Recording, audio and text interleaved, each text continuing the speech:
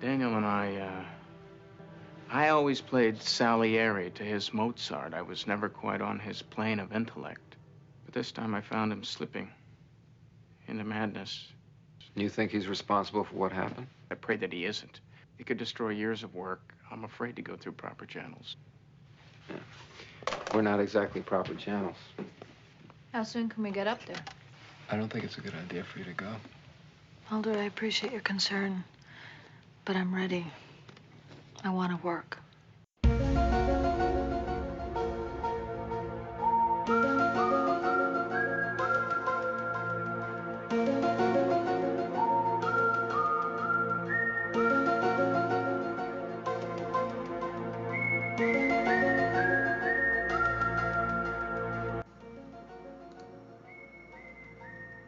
Hello, and welcome to Discovering the X-Files, the podcast in which a newbie takes a deep dive into the entirety of Chris Carter's universe, while longtime fans escort me on the journey, a perilous journey filled with government conspiracies or weird monsters every other week. I'm Erix Antoine, and today I'm joined by my good friend Natalia Castro, calling all the way from Colombia. We'll be discussing Firewalker, which originally aired on November 18th, 1994. It was written by Howard Gordon and directed by David Nutter. In this episode, Mulder and Scully investigate a research base in the wilderness, where a cordyceps-like fungus emanating from a volcano might be killing the researchers. It's a Monster of the Week episode with a pretty stacked cast of guest stars. You've got Bradley Whitford, Shawnee Smith, and Leland Orser. And weird, gross fungus bursting out of people's throats. In a moment, Natalia and I will be breaking it all down. Stick around.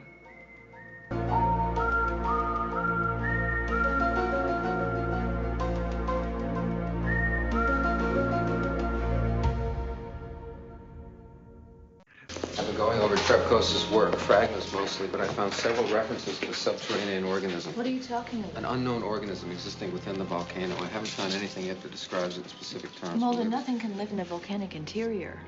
Not only because of the intense heat, but the gases would be toxic to any organism. What does this say?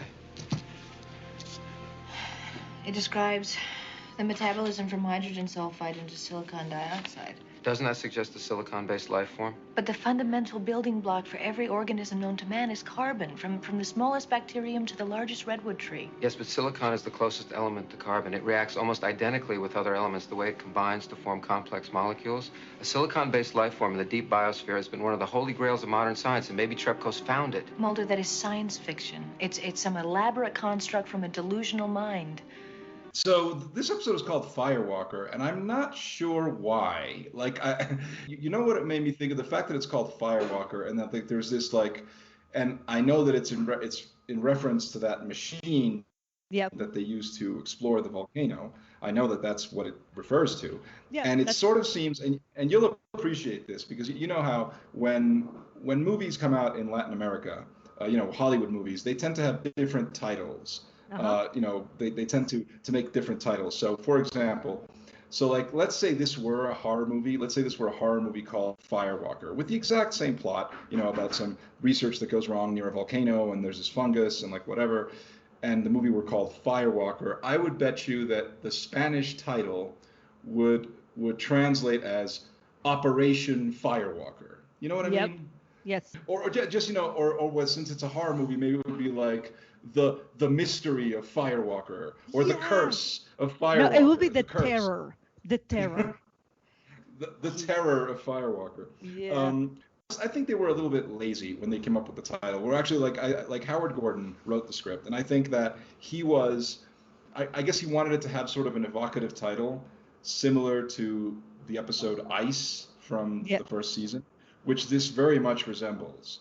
It resembles it very much, and so I think they were going for something like that, but maybe they didn't go with just Fire because there was already an episode called Fire, and then they thought Firewalker because of the machine, but the episode doesn't really have anything to do with that.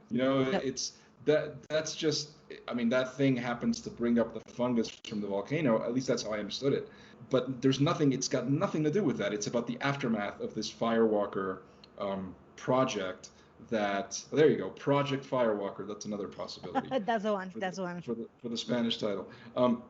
But the episode is really about this cordyceps type fungus thing that presumably came up from the volcano and infected these people. And so you have a setup that is very similar to ice, which in itself was very similar to the thing, right? And so you have this setup, except it's a different kind of location. It's not a cold location, it's a warm location.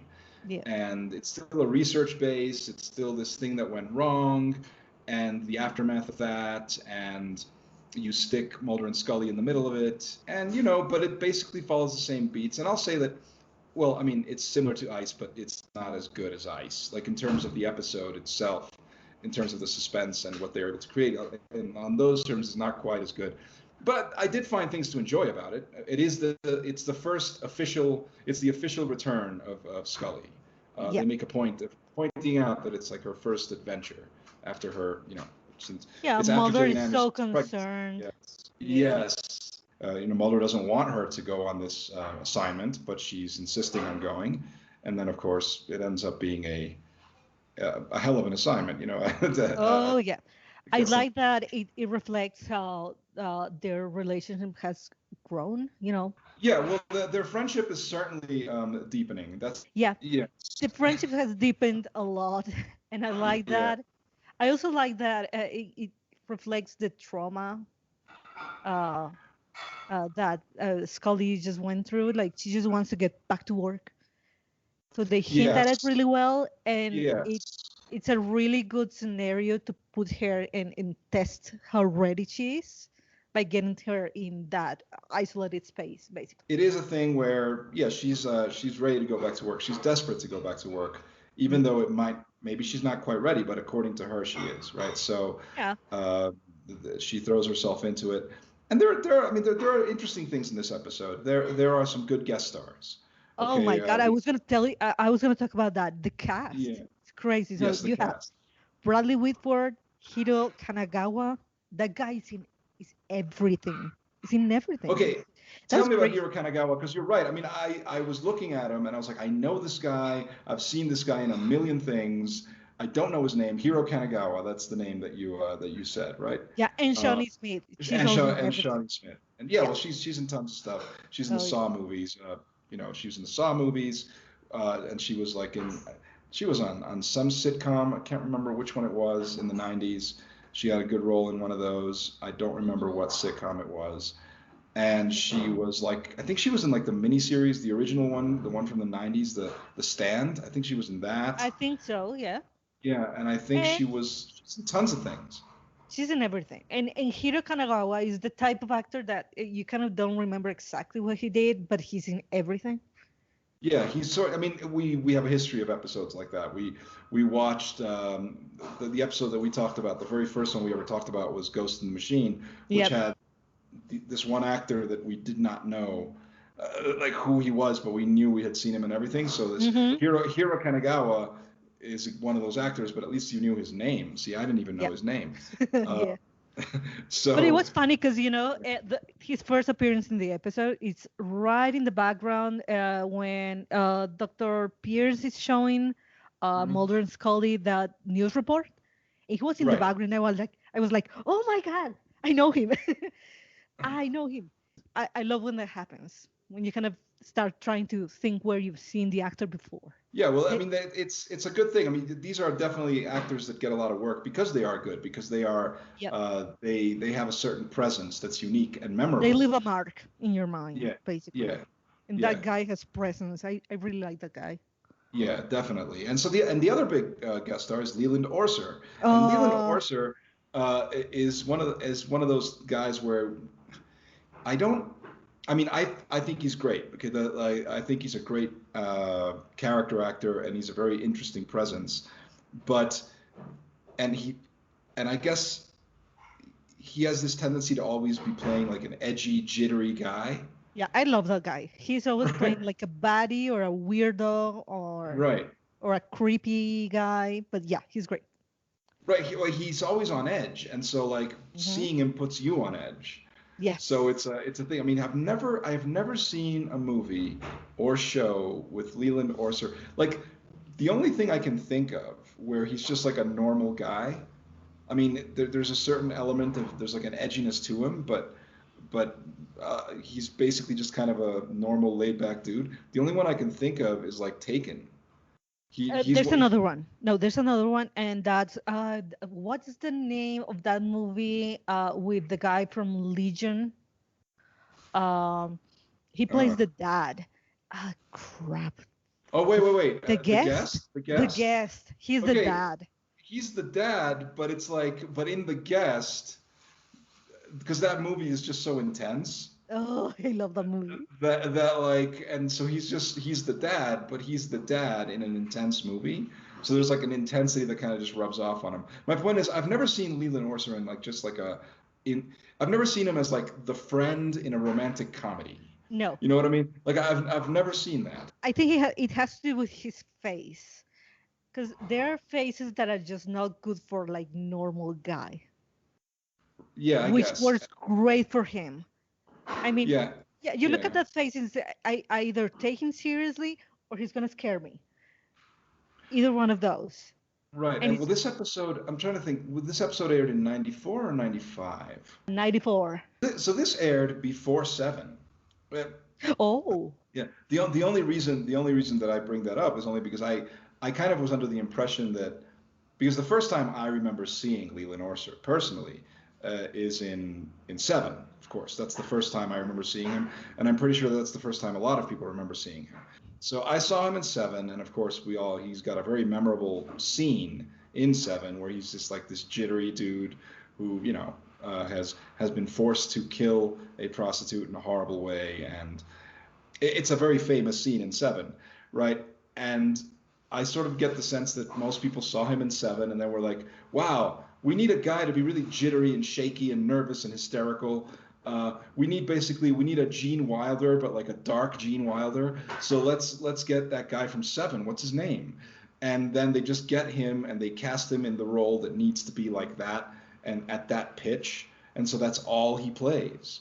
Anyway. Okay, no, but that's a good point, and it brings up the whole idea of typecasting. I guess if you're like a super artistic person and you're into acting, you want to try every single role, but being typecast in interesting roles keeps you employed. So I guess there's good and bad in that. You're certainly more well versed in like character actors and TV mainstays than I am. But I have been like it's like as I'm watching this, I'm watching X-Files, right? But I'm also sort of watching CSI for shits and giggles. And I'm going through all of it because you know that's the kind of person that I am. And so you are brave, so I'm going sir. Yeah, it's quite a lot of stuff. I'm well aware that I'll be doing this for the next 10 years probably. But the thing about it is that it's funny because I watch that show and then all these actors show up, these character actors that either familiar faces or people that I'm familiar with. I know their names, but in other cases just familiar faces. But already, like, I think I'm up to like season 3 of CSI, and I've already noticed like a bunch of actors from the X-Files have also turned up on CSI. And I'm like, oh, I saw that guy on X-Files. Oh, it's just funny to me that that they seem to have the same casting agency. I guess. Yep. Oh, it's like watching Canadian sci-fi movies or on TV. You know, you start seeing the same actors over and over and over.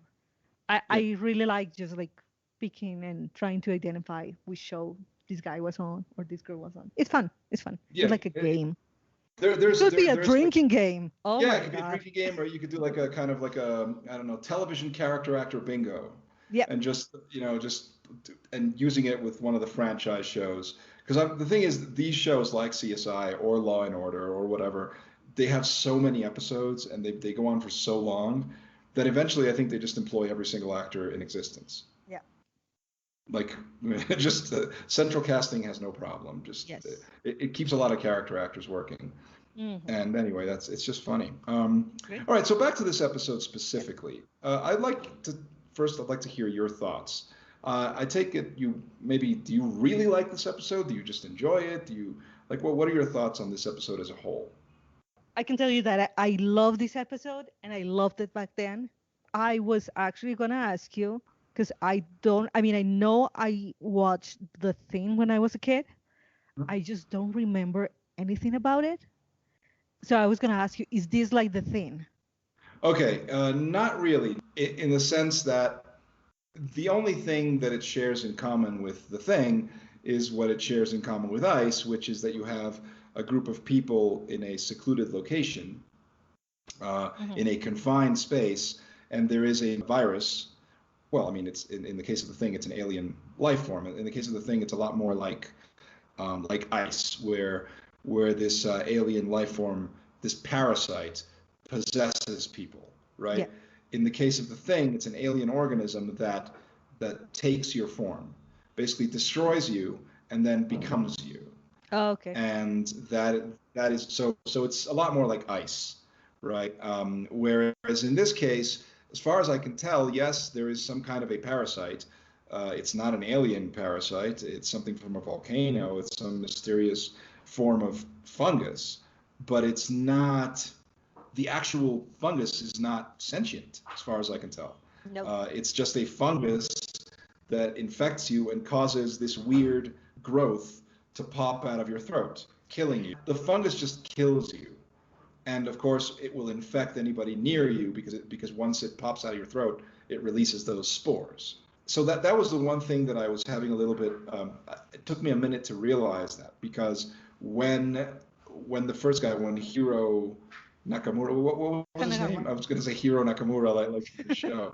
Wait, what was it? Hiro Kanagawa. So when Hiro Kanagawa, who's the first one that dies on screen, when he has his seizure, he falls down in like a ditch, and Mulder is like telling Leland Orser, don't go down there, don't go down there. It's almost as if Mulder knows that something is going to happen that could be potentially deadly for Leland Orser. Because at that point, Mulder is unaware that Leland Orser he's already been exposed. So the thing is that I thought at that moment that there was some kind of a transformation. I thought that Hiro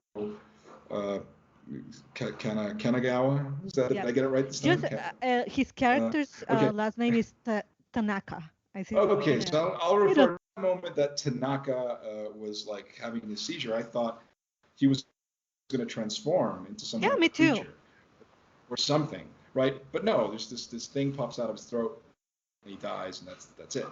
Yeah, but he also spit like a bunch of spores first, right? Yes. Like he coughs and then the thing gets out. Yeah, it's really gross. It's like really gross. It's so good bladder effects. Like the yeah. I'll commend them because it is a really good gross effect, and they got away with making it pretty gross even for network TV. Yeah. But then no, it just turns out that it's just a fungus. The fungus kills you, but it doesn't possess you. It doesn't turn you into a zombie. Nothing like that happens. It's just a fungus that kills you, and that's it. There's a certain incubation period, and so then you have like a Bradley Whitford, like a madman in the woods, and the thing about it is that it takes a while to get to the fungus. So like for the first 15 or 20 minutes of the episode, I really thought we were watching an episode about psycho Bradley Whitford chasing people around in the woods. That's really what I thought this was going to be, which didn't seem very X-Files, but I figured that they were going to explain that Bradley Whitford had been, somehow possessed by something, because that's what they always do in these episodes. It's not just a psycho; it's a guy who's been possessed by an alien demon or a ghost. Yeah, but when Mulder and Scully first talked to the team, I don't know if you remember that Mulder's checking out like the surviving pieces of Whitford's investigation, and there is a note that says new life form. So that is what clued me into this is some form of infection. Right. Yeah. For the first part of the episode, I thought only Whitford was the one infected, and the others were trying to defend themselves. Right. Well, I mean, that's the whole thing. That's what they that's what they kind of lead you to believe.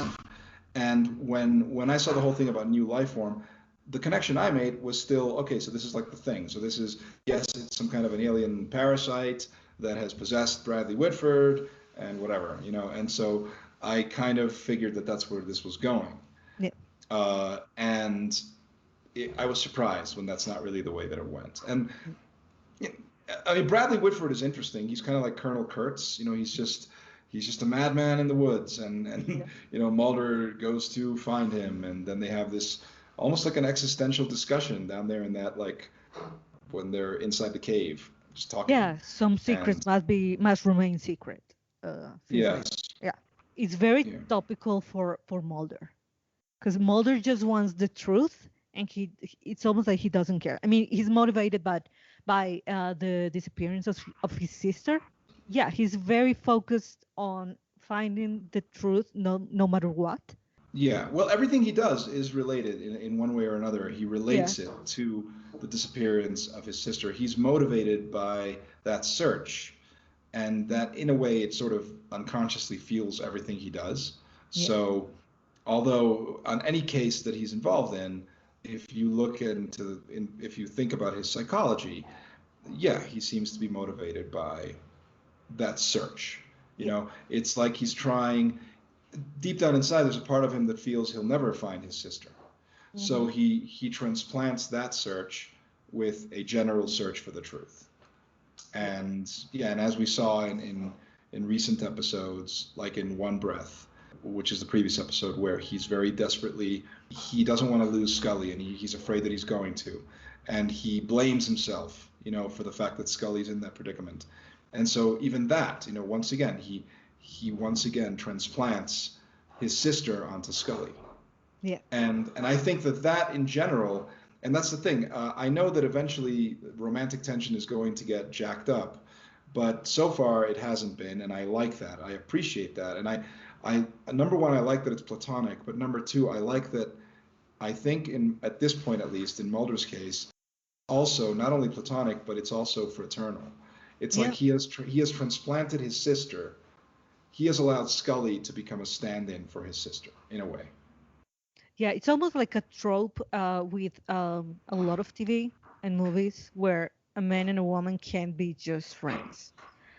And I like that about this relationship, because it's a really slow burn. There's affection there, but there's nothing sexual, and it's different. Yeah, no, it's different, and it's refreshing, because most shows, I'm going to say genre shows, but I think all, like, just in general, most television shows that involve a pairing of two leads, that one is male, one is female, and they're always, at some point, they have to go in a romantic sense. It happens in every show, so it's very refreshing to see this show resist that. Resist the temptation of going there, at least for now, and I can only imagine that eventually they have to sort of buckle down to pressure, and we'll see when that happens. Mm-hmm. But at this point, it's growing in an organic way. It makes it feel more real, because it's only on TV that it's like, oh, you meet your coworker, and within a week you want to go to bed with your coworker. It's like that happens on television, that happens in the movies, and it's not the way that relationships really grow. It's not realistic. Whereas here you have two coworkers who genuinely like each other, genuinely respect each other, appreciate each other, and so anything that can happen eventually will feel more organic because they didn't rush it. Yeah, they're taking their time. And so, like we said at the beginning, in this particular episode, they really focus on that. They focus on Mulder's protective instincts, his wanting to look out for her well-being. And Scully's mind is a little more open, so she does resist a little bit of his theories at first, and then she's open to see what's happening and accepts quickly that maybe there is something weird about the situation, I think. Yeah, she does. I mean, it's true, because in the beginning, obviously, they have that whole discussion, and I think this was probably educational for some people, who like teenagers who weren't paying too much attention in science class, at least they could get their science lessons from the X-Files. You know, the whole point about how everything on Earth is carbon based, right? Yep. All organic, everything is carbon based. So no silicon life forms exist, right? That's not. We've already seen it. Well, I've already seen it, obviously, because I'm a Star Trek fan. And very famously, there's the episode "The Devil in the Dark," which is about a creature that is attacking a bunch of miners in some planet, because the miners are they're not aware that they're going after this creature's eggs, and the eggs, as far as they're concerned, they're these like balls of silicon. So that's when they realize, oh, it's a silicon-based life form. So like this has happened in science fiction, and Scully points it out. She's like, that's science fiction. That's nonsense, right? Like the idea of like a silicon-based life form. So, okay, evidently inside this volcano there is a silicon-based life form that can survive in that environment. But this life form is just a plant, basically. Yeah. I mean that's what it is. Yeah. It's just a fungus. Yeah. There's no that's all it is, and that's intriguing. So this, in a way, you have, on the one hand, it's a little bit like ice. It's a little bit like where you have the confined location. You have that sort of tension where they need to find out, make sure that none of them have been exposed. They don't want to carry this out to the rest of the population. So on the one hand, you have that. On the other hand, you have another situation that is similar to Darkness Falls. Darkness Falls was also about a kind of force of nature organism that was attacking people in the woods of the Pacific Northwest. Came out of trees. These like killer termites, basically. And so this kind of follows along that line. It's ultimately a man against nature sort of thriller, and it's good in that sense. If I have a complaint, I think it's that it feels repetitive because of that, because it goes down a line that other episodes have already gone down. Yeah. And recently enough. It's not like we're in season 7 and they're running out of ideas. No, we are 9 episodes into season 2, and they're already kind of starting to recycle some ideas in a way, and that's never good. That's never a good sign when you start doing that.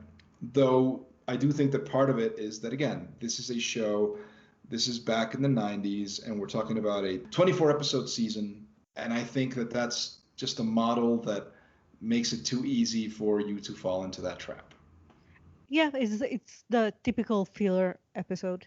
I mean, it was a really good episode, but that's the problem with network TV. They have to fill these giant quotas, and so they're gonna just add stuff, just filler.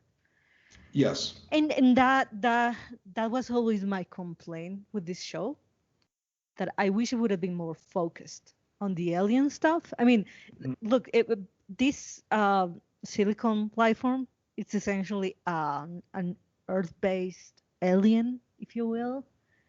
So indirectly very related to the central issue with the show. Right. But I don't know. I just wish it would have been just focused on aliens. So you are a mythology fan. Like you actually like the X-Files mythology, right? And so that's interesting, because as I'm coming to the show as a newbie, right, and really paying attention to it, I'm starting to see myself, I tend to appreciate the mythology episodes a lot more. And that could be simply a result of my having gotten used to modern TV. Yeah. And that modern TV is a lot more serialized, is a lot more about like long form storytelling. So you don't get one-offs very often anymore. And so there's a contradiction there, because as a television viewer, like I do appreciate like Star Trek. I do appreciate shows from the 80s and 90s. Miami Vice, Quantum Leap, these episodic television shows where you could just have like a one and done kind of thing and just enjoy it and not worry too much about an overarching storyline. And yet I complain about modern shows kind of having forgotten that. And one of the problems I have with like Star Trek Discovery is that it's focusing on telling these big stories that take like 13 episodes to tell, and it's sort of losing the charm of Star Trek, which is that you could just tell these little kind of one-off stories. And that's why I tend to prefer the Orville, because the Orville at least does do that, where you do have these sort of just one and dones, and they're fun to watch, and that's it. You're over with it in like 45 minutes or whatever. And so I should be all about that in the case of the X-Files, but for whatever reason, I am getting sucked into the mythology because it's interesting. It has a lot of really compelling ideas and concepts, and that's great. Now, don't get me wrong, you do occasionally get one-off episodes like Ice, or like Squeeze, or like that are just great. That are just nice, tight 45-minute horror movies, and they're terrific. But I just want to get it on the record that I think I haven't made my decision yet, and I think it'll take me a little while before I know which way, like where I fall. But so far, I think I'm coming on the side of mythology. I think I'm a mythology X-Files fan. Yeah, I just remember when I was a kid, watching the show, the weekly showings of the X-Files. I remember every time a mythology episode ended, I'd just be like, oh my God, I wish it was next week already. And then I waited and waited, and then I watched the new episode, and it wasn't a mythology episode, and it was so frustrating. Yeah. Well, I mean, I think maybe that's the reason why in this particular case, you have that, because it's that whole thing where they try to have it both ways. It's like we have this sort of overarching narrative that is playing, that is going on, but we are going to only go to it occasionally. You still have a lot of time to get to this part, but the modern season 10 of the X-Files? Okay, yes. It was a 6-episode mini season, let's say. Well, they did 2 of them though, didn't they? They did 2 but seasons. Just because I haven't seen the 11th, because I was really frustrated with 10, because you have 6 episodes and only 2 episodes are mythology, and I'm like, what the hell? Why? Okay. I was really angry. And you know what? You brought up Discovery. So related to this somewhat, the reason why I really, really love Discovery is because it's not as episodic as the original. Okay. And don't get me wrong, I loved The Next Generation. I love that show. I adore it. But I just really like focusing on one story. Yeah, I understand that, and I know that's like what I'm seeing, because like when I go on the internet with regards to Star Trek Discovery, I'm seeing that I'm kind of in a minority, because I'm not really digging it very much. Like I'm trying my best to like it, but what I'm noticing is that people in general seem to really be responding to it positively. Well, after season 2, because season 1 people did not like it. Yeah, no, I kind of gather that, and there are many reasons why that could be, but I do think, like, okay, this latest season, have you been watching it? The latest season? I'm waiting for it to come out. Oh, for all of it, for all of it to come out, so I can just like binge it. Okay, well, I'll tell you this, because I am watching it as it comes out, and it still obviously has an overarching story. Yeah. Okay, it definitely does, and it's just as ludicrous as in the second season. You have this one sort of plot line that is going on, and there's like some kind of a mystery, that's happening and that's going on. But it feels more like they're trying to make it a little more episodic. Like each episode does sort of have its own focus. Yeah.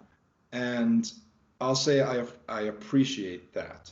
Like, I still think that this has some problems.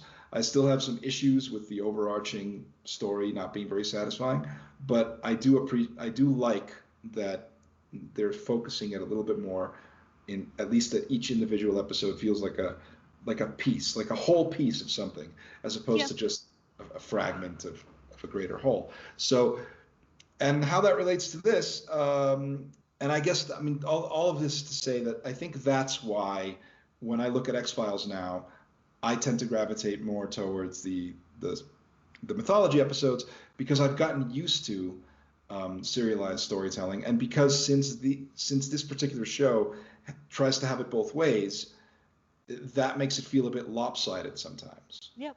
And so it's almost like you could do something where you could take all of the just mythology episodes and just watch those. And I think they have like box sets that actually do that. Mm-hmm. And then essentially you would have a serialized show if you did that. Or you could ignore the mythology episodes and just sort of focus on the standalone episodes, and you would have just an episodic weird show. Yeah, it's essentially two shows in one. Yes. And it's incredibly 90s. This show is just, you have to, when you watch this show again, you have to keep in mind that it is a 90s show. And then maybe you can forget that it's both very serialized and very episodic. Yeah, at the same time. At the same it's like I'll tell you this, I don't think it's that, I mean, I think it's 90s simply because it's a piece of 90s pop culture. But the show in and of itself doesn't feel that dated. No.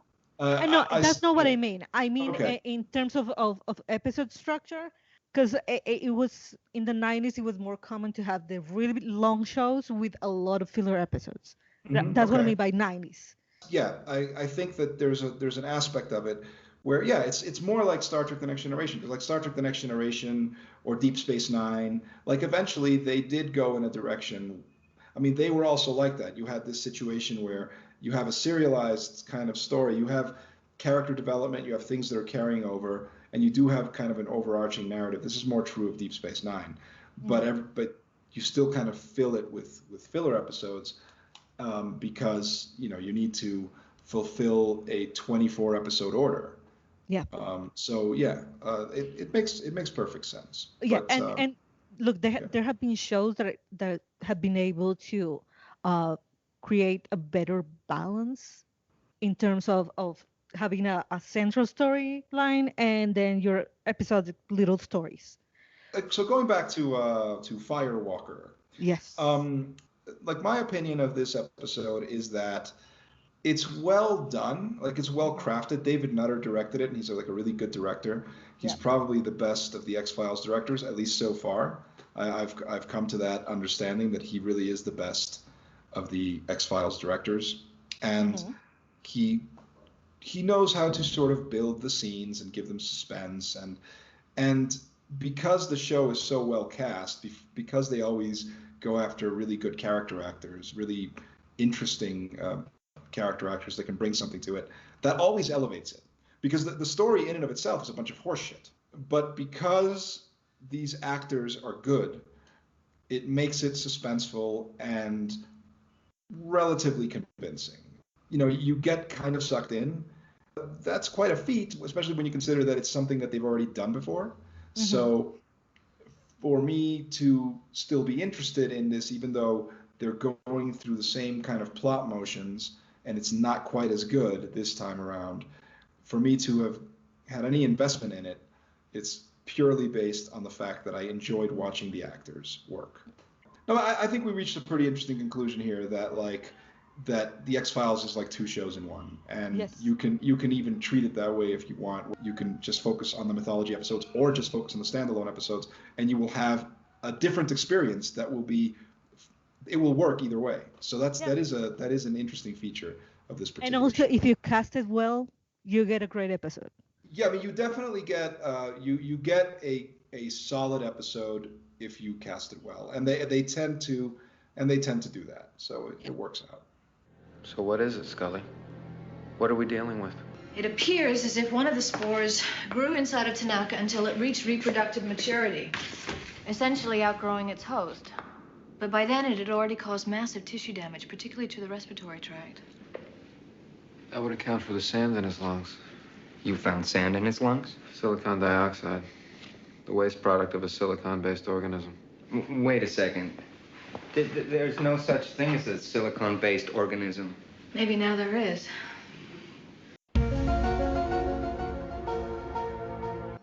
And that is that. I hope you enjoyed our discussion, and if you did enjoy it, there are many ways you can support the podcast, which is available on Anchor FM, Spotify, Apple Podcasts, and other platforms. You can subscribe. You can rate and or review it depending on what platform you're enjoying it on, and of course, you can share and spread the word on social media. Please do any or all of these things. Every little bit helps.